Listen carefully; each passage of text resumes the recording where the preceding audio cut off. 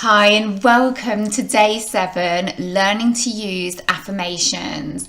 So let's just as usual recap very briefly on what we've done up to this point. I can't believe we're on day 7 already. So you're doing really, really well. Well done, because I know it's intense. There's a lot to take on board. So day 1 is all about the introduction, the structure of the masterclass, and we talked about energy. Day 2, we were talking about how to start to develop your awareness around your emotions and your regular negative emotions. Day 3, we talked about decluttering and, on the physical, the mental, the emotional, and the habits. Day 4, we talked about making loving choices for ourselves because we'd created that energetic space and we wanted to start bringing in new things for ourselves and new habits, all those sorts of things. Day 5, we talked about setting our intent and using our intuition, which is this amazing natural tool that we all have, but we don't always choose to listen to. And yet it's such a valuable, incredible, natural part of ourselves that can really help ourselves to make those perfect decisions in the moment. Day 6, we were looking at meditation. So hopefully now you've been able to download your 3 meditations, pop them on your phone or whatever device you use, and you're starting to listen to them. If you can, try and do that every day, or at least set your intent to build up to every day. I think they're only about 5 or 6 minutes each. I deliberately kept them short so that it will be something you can very easily do and find time for, especially when you're starting. And remember, you've got things like YouTube to find different resources in there. Okay, so we're going to be looking at affirmations today, how to use them. So we're on day 7. Okay, and I just wanted to remind you that our words have an energy. Remember I said the words, our thoughts, our feelings, actions, intent all have an energy, and our words have an energy as well. This is why affirmations can be really, really useful to start working more in this way. So some of you may not be aware of what affirmations are, and I've already been asking you to print them out, download them and print them out. So I really need to explain in more detail what they are. But, affirmations are these positive statements that we use. They're kind of affirming positive statements that we use to kind of bring in a certain feeling for ourselves. And this is really key, and this is what we're going to be looking at more in day 8.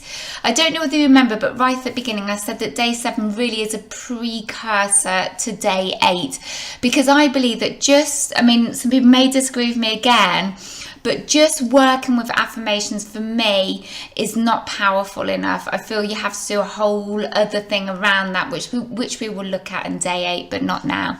But we're just going to do it bit by bit. So these are these positive statements that we repeat to ourselves whenever we're struggling or throughout the day to bring in a certain feeling and a way of thinking, okay? And this is basically, I've just answered the next question, but this is how they support us. They kind of shift the focus from a negative to a more positive one because they are positive by nature. And I'll talk about that in a moment. Well, actually now it's probably quite relevant, but we have negative affirmations, which is basically our negative thoughts, because we're repeating negative statements to ourselves, which are our negative thoughts. So these are the negative ones. What we want to do is shift the focus into a more positive one, don't we? And we can start to do that by using affirmations, okay? So how to use them? Well, as you've noticed, you've got one for each day, more or less. And what you can do is download, print them off, maybe even get them laminated if you want. You could put one in the shower or just, I know some people who do that, or you just put them around your house or in your office, just wherever you are where you will see them and they're visible to you. You can either write them out and put them in your purse or in your handbag, somewhere where you'll see it. I have one in my purse in the slot where the photo goes. But that's a way to keep them visible. It's really important that you keep them visible.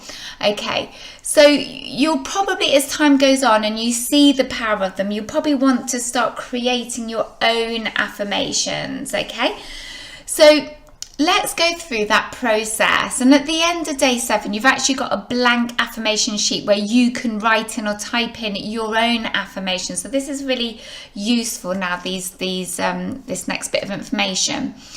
So you'll see in your task for day 7, you've got to write down a list of your regular negative thoughts. And you can already do this in your workbook if you want to. So just write down the list of your regular thoughts. We all know, we've all got our big ears, haven't we? Write them down. Choose just one. That's important as well, because I know people, when I've started to teach these processes, people kind of pick 7 and then it's just too much. They're in overwhelm. So because this is new to you, just choose one that you want to focus on at the moment, the one that's maybe causing you, a negative thought that it really is causing you a lot of negative feelings. Okay, so choose that one, write it down concisely. So what I mean by that is just really in a short sentence that just encapsulates it. And then what I want you to do is change this negative statement into a positive statement or positive thought. Okay, so I've got a really good example for you. I was trying to think of one earlier.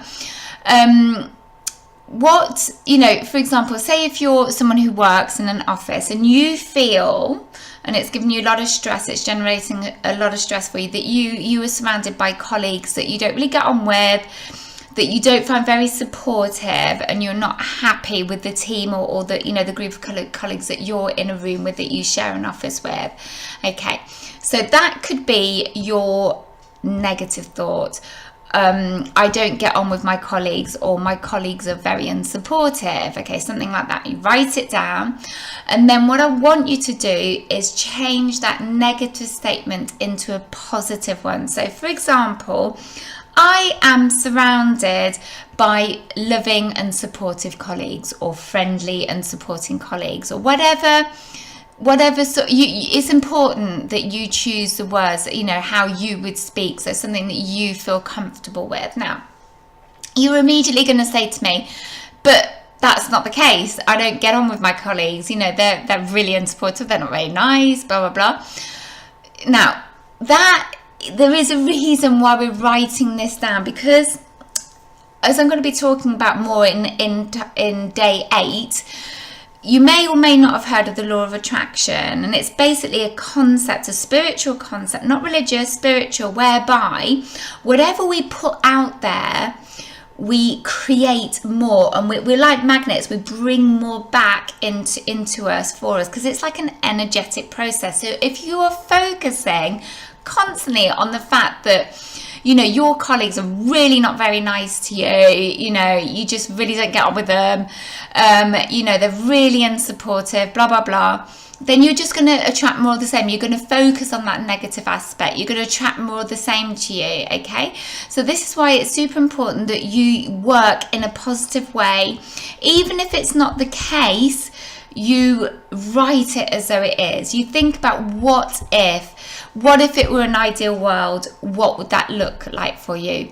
I'm surrounded by loving and supportive colleagues. All of my colleagues are supporting and loving, okay? So I want you to do that, okay? So that then, you can start using it. So as I said, in your affirmation sheet, it's blank. So you can just refine your affirmation, write it or type it in there, print it out, and print several copies and put them all around the house, for example. Before you do that, just check that you've used your own words, because it's got to feel comfortable to you. You've got to keep it concise. Where possible, start with I am. It's not always going to fit in, so don't get in a head trip around it. It doesn't matter if you can't start with I am. But try and use the present tense where possible. Now, some people say it doesn't matter, but I feel it does, because it brings it very much into the present, as though it's actually happening now. For me, I feel that's important. Some people don't think it matters, but personally, I do. So just write it in the present tense as in it's happening now. So I am surrounded by, not I will be surrounded by. So I am surrounded by. For those of you that haven't got kids at school and are not kind of refreshing on your grammar, that's what I mean by the present tense.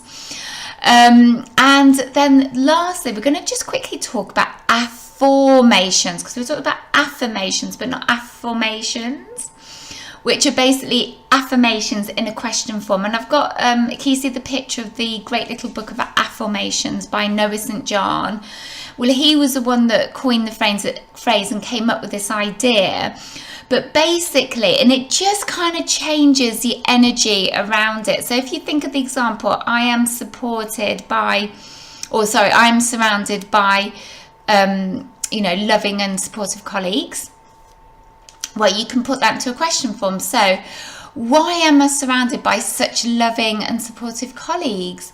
Why are my colleagues so loving and supporting? It's wonderful. Something like that. It just changes, again, the energy around that question, that affirmation. Okay? So that might be something you want to explore a little bit more. It's another way of using them. And I suggest that I'll recommend that you get that book. You can get it on Amazon. You might want to, I think it's only small, and from what I know, and you can just start to look into that a little bit more. Another person, a big advocate of affirmations, is Louise Hay, which I mentioned earlier, right in day one. And she works very much with, or used to work very much with affirmations, and you can get loads of her books. I've got quite a few, and that's how I started all of my work. I actually started with Louise Hay. And as I said, she works with this kind of positive statements, this affirmation. Okay, so let's go on to our task. So super simple. You just center yourself again by doing your deep breathing. And then make a list of your regular negative thoughts. Choose just one negative thought to work on at the moment. That's really important, I feel. Write it down and then rewrite this thought as a positive, concise statement using your own words and using the present tense. Maybe start with something like, I am, something like that. And it just it makes it more determined in a way, stronger, doesn't it? It feels stronger. And then work with your own affirmations. So once you've sorted that affirmation out, type it in or write it into your affirmation sheet, and then get that printed out if you can, photocopy it or whatever, and then put it around the house, and it will just trigger you. Now, as I said, I don't find that the affirmations by themselves are enough. They weren't enough for me, and I had to use a lot more, which is what we're going to go into day 8 now, and you'll see exactly what I mean. But it's a trigger point. It will trigger you. It will remind you of what you're trying to achieve. And even if you start to repeat these affirmations, it will already help you. It will already support you. So let's have a recap then of day 7. We've looked at what affirmations are. We've looked at how they can help. We have looked at how to write your own affirmation and just tips around that. We've also looked at the difference between our affirmations and affirmations, how to use them, when to use them. And hopefully you're going to feel confident enough to go away and write your own affirmation now on your sheet. So you can find that in your day 7 task and day 7 affirmation. Okay, see you in the next video.